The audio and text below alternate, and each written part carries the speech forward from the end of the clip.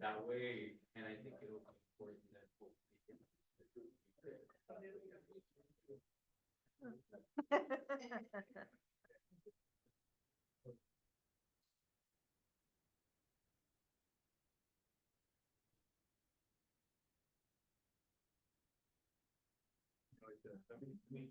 Let us know.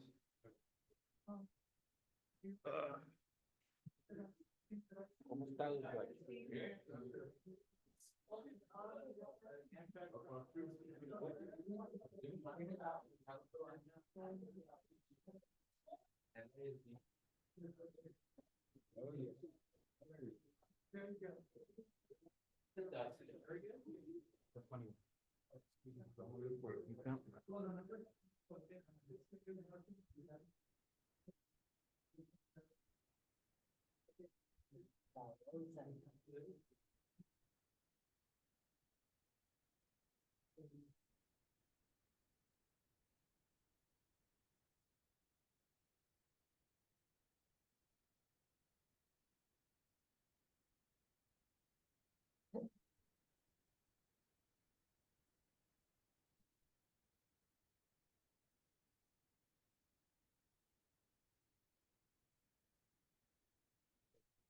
Walker was broken.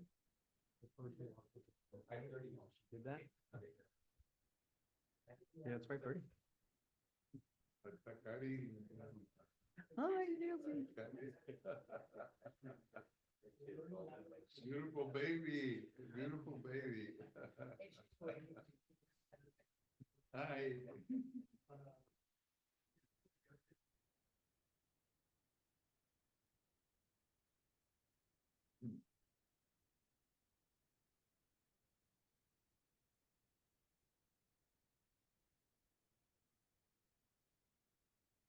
All right, good afternoon, everybody. It's approximately 5:30 p.m.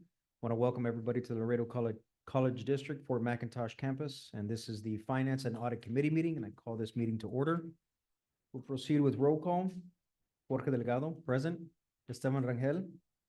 Present. Karina Elizondo. Karina is present on Zoom, but no audio at the moment. There's no audio. We can't hear you, Cuddy. Don't worry, Karina, we'll get that, situated. Tita Cantuvela, absent. All right. We'll move on to agenda item number 3, the June 2024 financial report. Mr. Cesar Vela.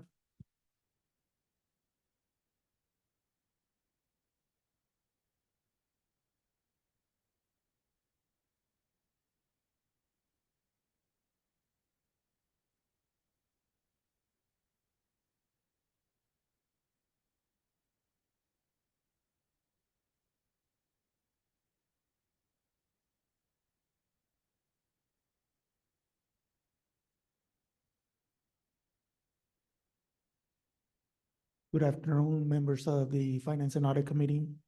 Cesar Vela, VP of Finance and Administration for the record. Included in your board packet, you received a copy of the June 2024 financial report, and I'll start going over or briefly go over some of the highlights as we approach the end of the fiscal year. Through the 10 months of operations, we have recorded revenues of $88,383,029. That is 122% of our budgeted revenue. We do have a couple of adjustments that need to be made. One is the payment for the revenue bonds. We have to pay approximately $3.9 million, and that payment will be recorded at the end of July.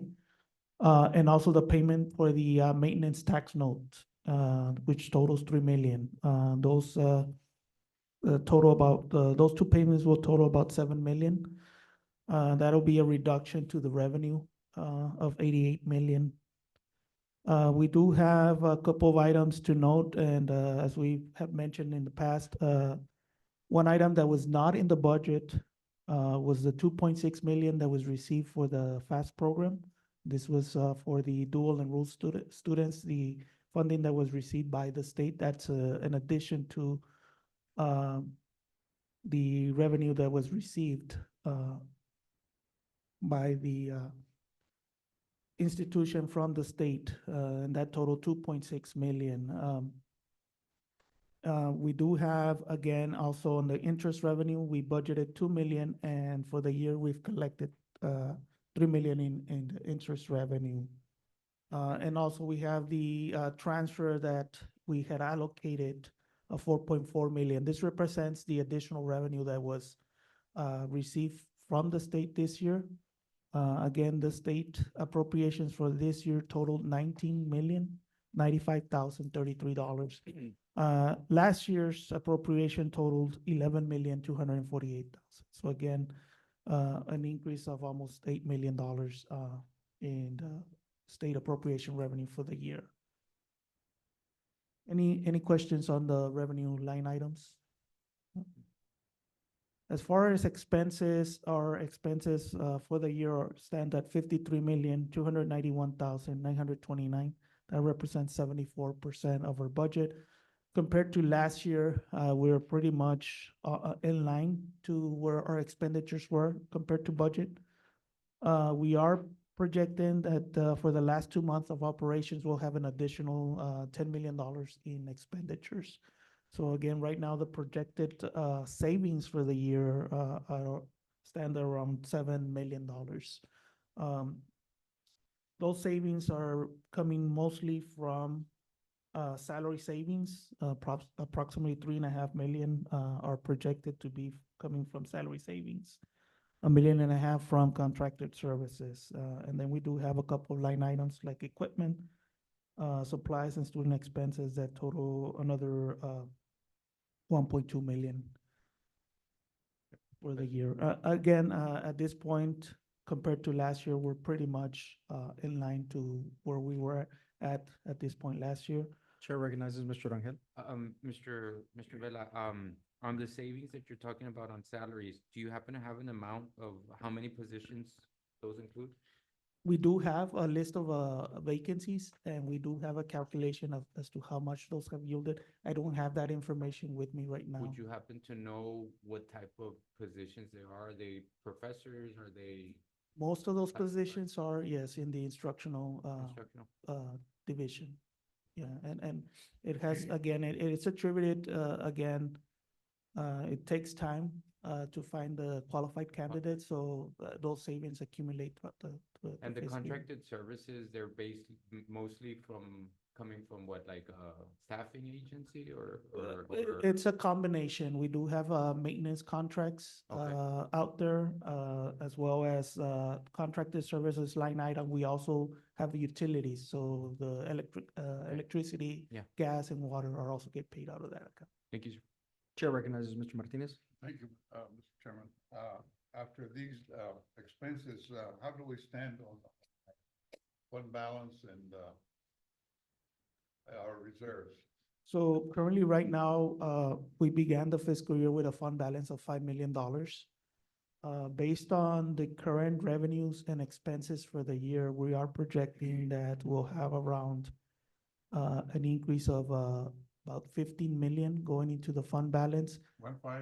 15, yes. Okay, 15. Now, again, and that is attributed again right now based on the revenue that has come in and the projected savings. We do have a couple of adjustments that could lower that number.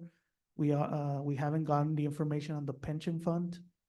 So we do have to record those expenses at the end of the fiscal year once we receive the information from ERS and TRS. Out of that projected savings, we do allocate 20% of that for the deferred maintenance. So again, that number will go down, but we will see an increase at the end of the fiscal year to our fund balance. Again, which is important because we were carrying a negative balance about 3 years ago in the fund balance. So now we're at a point where we're positive by $5 million. I know that the board has a goal of having 20% of the budget in reserve. At this point, we're getting close to having that 20%, but reserve, yes, in the fund balance. That's very, very important. That's Yes. sure you know that. And that is one of the items that, as you mentioned in the past, that the rating agencies look at. And just recently, about a month and a half ago, we did have a rating review. And because we've shown positive growth the last couple of years, our ratings were upgraded in our bonds. Thank you, sir. Thank you. As far as the other funds for the Import-Export Center, state appropriations for the year totaled 143,164. Expenses for the year are at $60,062. We currently have a net change to the fund balance of 83,102.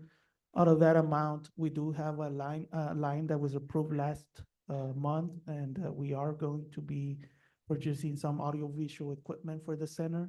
Will be coming out of savings that are currently projected for the year. As far as auxiliary services, revenues stand at 1,866,253. Expenses of 1,374,374, for a net change to the fund balance or 491,879. We do have, again, the 2 months remaining in operation, so that number will be going down. The majority right now, the increase that we're seeing in revenue is due to the allocation of the bookstore commissions. That is making up about 400,000 of the 491,000 increase that we're currently seeing in the auxiliary services. As far as restricted funds, revenues and expenses stand at 28,171,391. The majority of the revenue that is coming from restricted funds is federal funding received by the Title IV program. For the year, we got 21,332,759 for Title IV, and this is the financial aid that is received by the institution for our students. Just a note, we are in the process of closing the HERF funding. Our deadline was June 30th, and we're able to spend the balance on the HERF funding. The last item that we recorded as an expense out of that grant was the write-off of all the account receivable accounts that had been accumulated during the COVID period. So we were able to assist those students by paying off those outstanding balances on tuition and fees that were accumulated during COVID. That amount totaled to 231,000, and again, that was approved by the board, and that pretty much closed out this particular grant. Wow, that's really good, Mr. Vela. And then again, this is thanks to the board approving that item. The facilities master plan phase 3. These are the construction projects that are about to be finalized. We had 12.8 million at the beginning of the year. We've recorded interest revenue that has gone back to the construction fund of 591,697. The construction costs for the year totaled 7,629,151. We do have a net change, or in this case, a decrease to the fund of 7,037,454. So as of June 30th, 2024, we have a balance of $5,813,083. And again, this is the last of the projects that we're currently working on. We should be completed, the majority of those projects should be completed by the end of the fiscal, the end of the calendar year.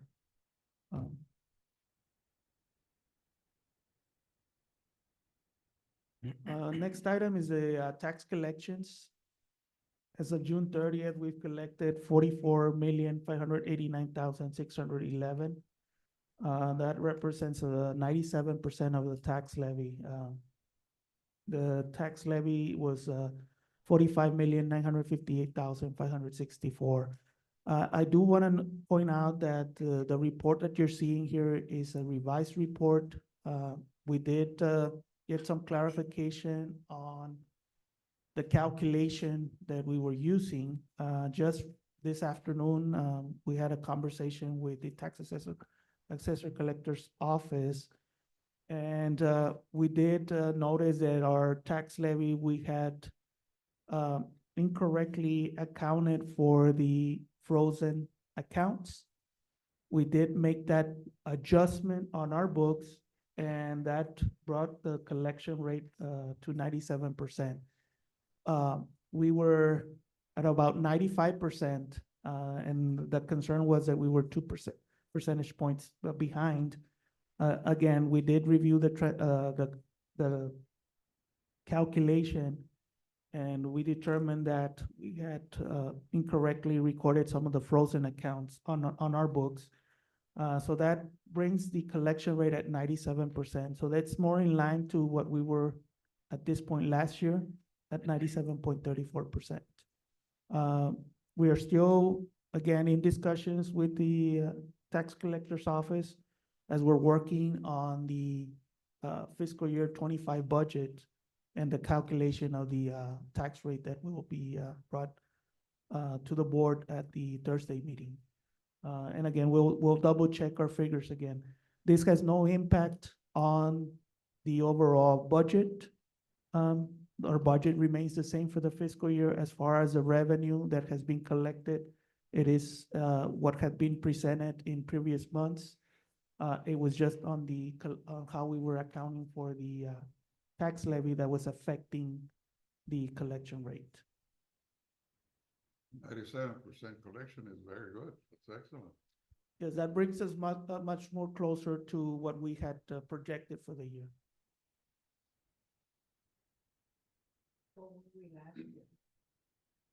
So last year, total collection ended up at 97.5%. And we had budgeted a 98% collection rate, so. Actually, we budgeted 99%, I'm sorry. The last item on the report is an update on the general operating fund balance. Mr. Vela, I'm sorry, one Yes. second. Chair recognizes Mr. Muir. Very briefly, board members, I have not had a chance to visit with the Webb County tax assessor about this. She sent us some data that was slightly different in this calculation.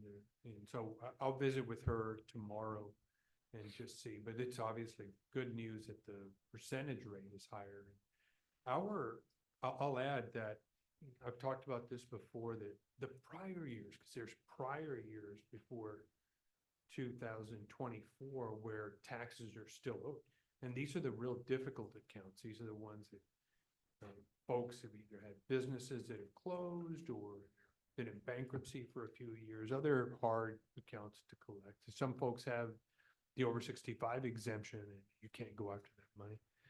But this year, our percentage rate as of June 30 for that batch of accounts is 10% higher than last year. So it looks like we're making pretty good headway on the prior year's delinquent collections. They have increased valuations considerably. I am Considerably, aware of that. Judge, it's incredible. Yeah, it's really, I protested some properties. It's really very difficult to understand how some of those have shot up. I was representing a client on one of them that property went up about 800% in value. Wow. Yeah, they're not all like that, but I mean, that one, it's shocking. Isn't it? Thank you, Mr. Muir. Yes. Mr. Vela? Yes, board members, the last item is just an update on the fund balance through the 10 months of operations for fiscal year 2024. The fund balance stands at 33,408,485. Again, we still have about $10 million in expenses for the last 2 months of operations. And we also have the $7 million payment for both the revenue and the maintenance tax notes. We are projecting that we'll end the year with a $15 million increase to the fund balance, and this is, of course, not taking into account the GASB 68 and the GASB 75 adjustments that need to be made. Again, however, even with those adjustments, we are projecting that we'll have an increase to the fund balance.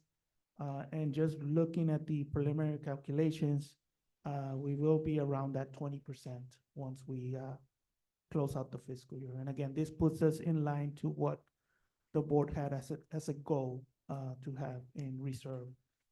It's taken us a couple of years, but again, this was all because of the impact that we had in GASB 75 and GASB 68. But at this point, I think at the end of fiscal year 2024, we will have the amount that the board has set up as to have as a reserve, which is the 20% of next year's operating budget. Any other questions from members of the committee? No, sir. All right, thank you, Mr. Vella. We'll move on to agenda item number 4, the May 2024 quarterly investment report. Mr. Vella and Mr. Richard Long. Yes, members, good afternoon. Included in your board packet, you have a copy of the quarterly investment report. And you'll notice that there is a new format on the report. We do have Mr. Richard Long from Valley View Consulting that will be going over the report and making a presentation. I believe he's already logged in here via Zoom. Mr. Long, are you able to hear us? Mr. Mello? Yes. Can you all hear right. me? Yes, sir. So I'll go Okay, ahead and defer to Mr. Long for the update on the May 2024 quarterly investment report. Mr. Long? Okay, am I sharing my screen or are you gonna put it on yours? Here, I'll share mine. I'm good. Yeah, you should be able to share. I know I've got it here somewhere.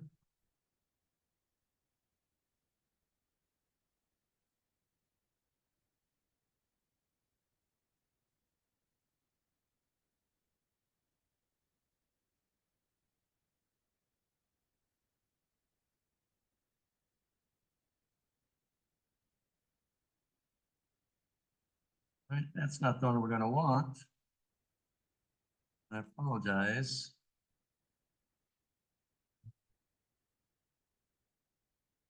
What happened there?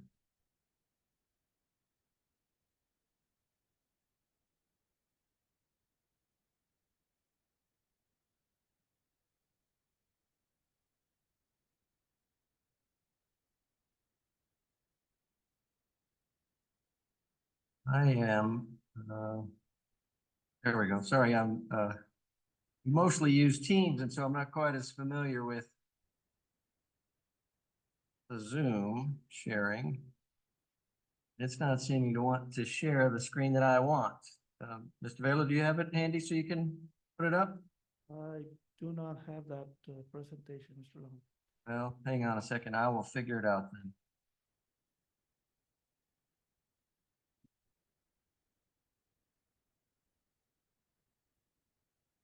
We want to move on to the next item to give them additional time. There we go. I'm sorry. Here we go.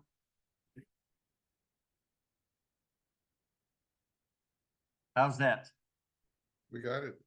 Yes, sir. Okay, good. All right. Again, I Yes. apologize. No worry.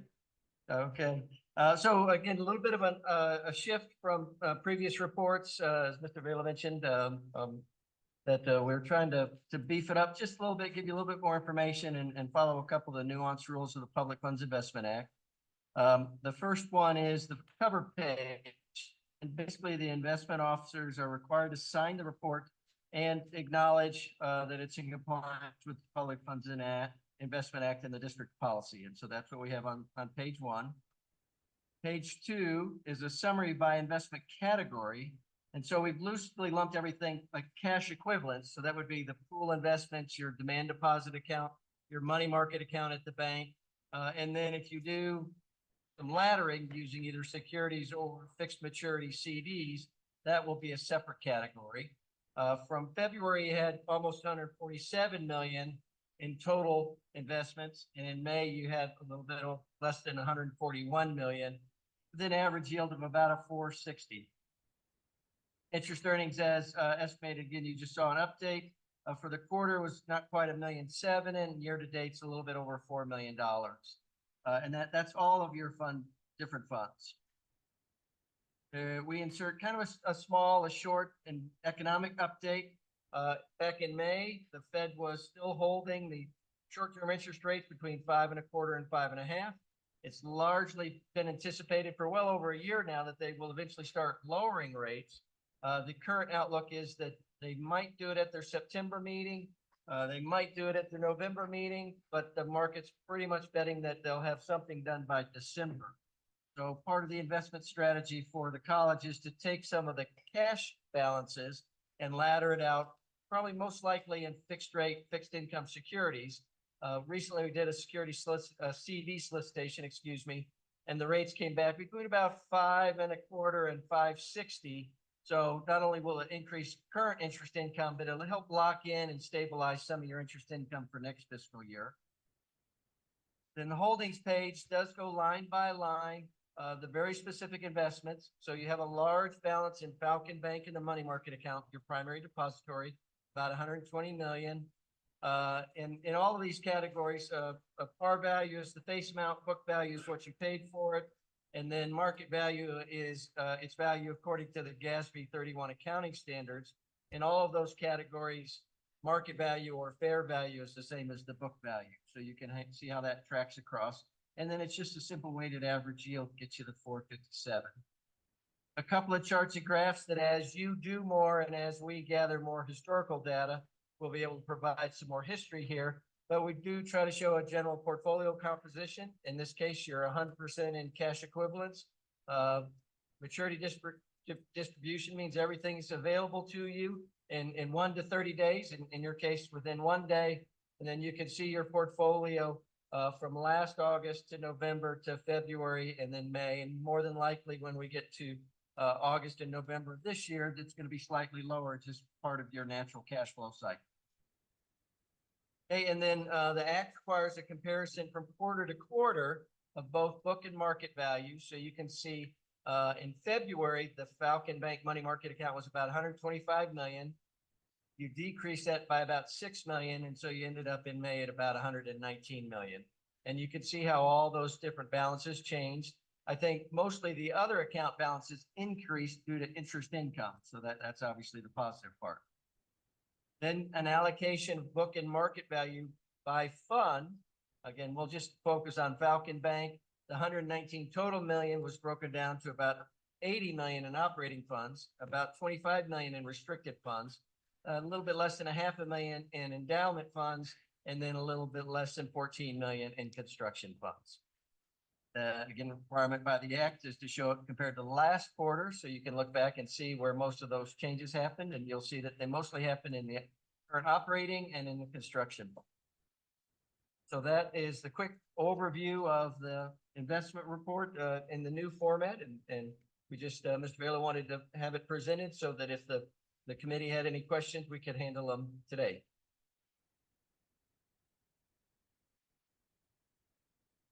Any questions for members of the committee?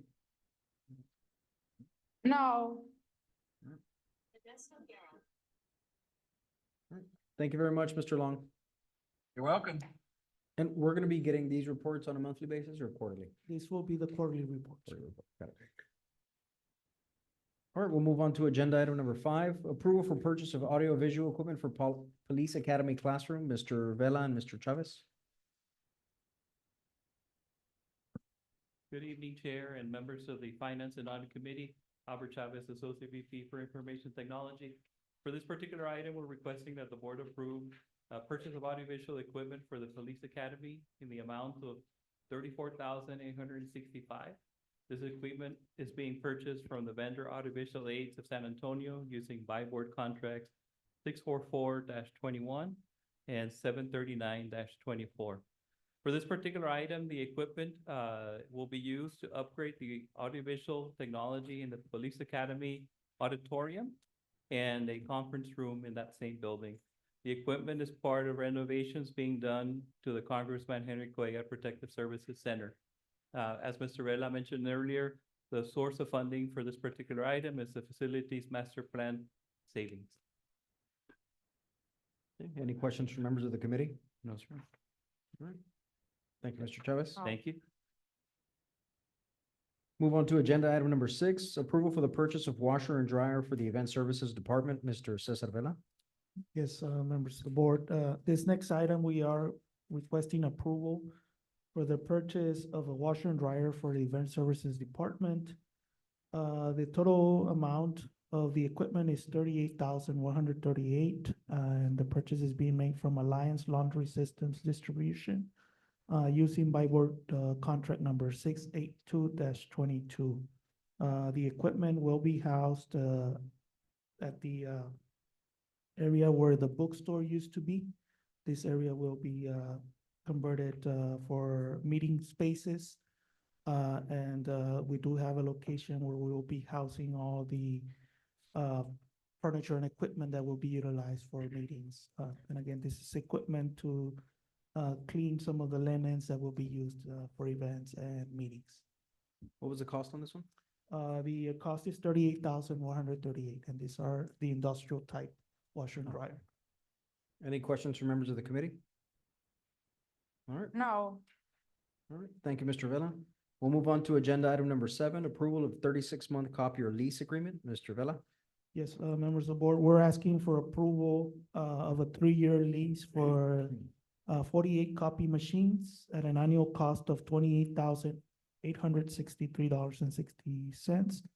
And also for the maintenance of 82 units, the 48 leased and 34 college-owned units at an annual cost of $29,654 with 40 cents. The equipment is being leased from Xerox using TIPS contract number 240103. We had currently the college owns 82 units, copy machines.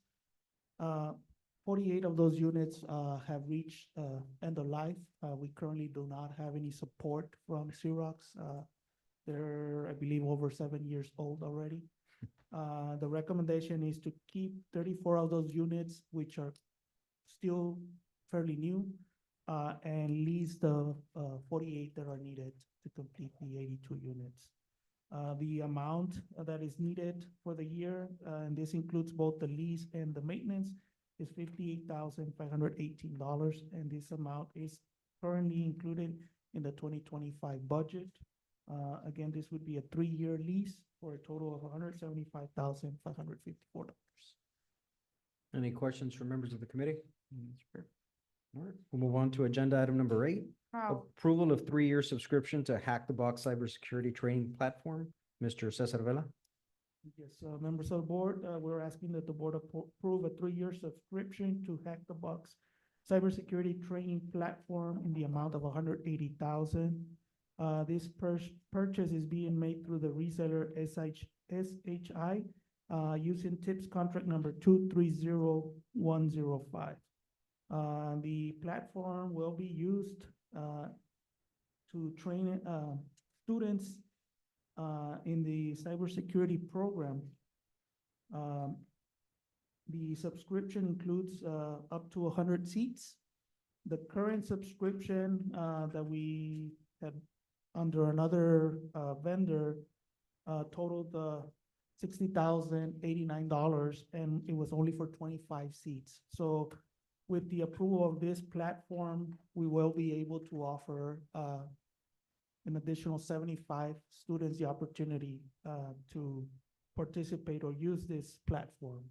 My understanding is that they want to offer it beyond for other courses that are outside the cybersecurity program in the IT area. Again, the annual subscription would be $60,000 per year, and it is included as part of the contracted services line item for the Cybersecurity Institute program. So the total for the 3 years would be $180,000. Again, this is for 100 seats for the cybersecurity platform. Any questions from members of the committee? No, sir. All right, thank you very much, Mr. Vela. Thank you to all members of the Finance and Audit Committee. It is approximately 6:03 PM, and we are adjourned, ladies and gentlemen. you very much. Sorry, another one. The other agenda Yes, sir, si usted, Judge. where it's, we have